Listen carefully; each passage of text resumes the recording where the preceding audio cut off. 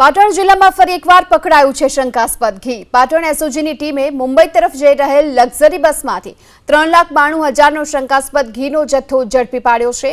એસઓજીની ટીમે આ શંકાસ્પદ ઘીના 105 જેટલા ડબ્બા જપ્ત કર્યા, જ્યારે કે એફએસએલની ટીમે આ જ શંકાસ્પદ ઘીના નમૂનાને પરીક્ષણ માટે લેબોરેટરીમાં મોકલી દીધા છે। સાથોસાથ બસના ડ્રાઈવર અને કંડક્ટરની પણ અટકાયત કરવામાં આવી। આ લક્ઝરીના બસના ડ્રાઈવર સહિત કંડક્ટરને પૂછપરછ કરતા પાટણના 9 જેટલા વેપારીઓનો ઘીનો જથ્થો હોવાનું સામે આવ્યું છે।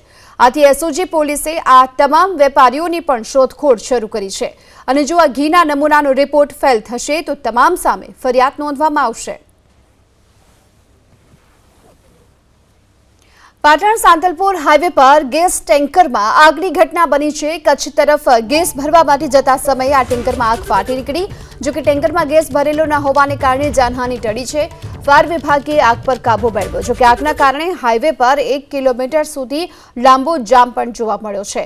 કચ્છ તરફ ગેસ ભરવા જતા સમયે પાટણ સાંતલપુર હાઈવે પર ગેસ ટેન્કરમાં આગની ઘટના બની। જો કે સારી વાત એ રહી કે આ ટેન્કરમાં ગેસ ભરેલો ન હતો અને થોડીવાર માટે અહીં અફરાતફરી પણ જોવા મળી હતી। જો કે ફાયર વિભાગની ટીમે ઘટના સ્થળ પર પહોંચી હાલ તો આગને કાબૂમાં લીધી છે।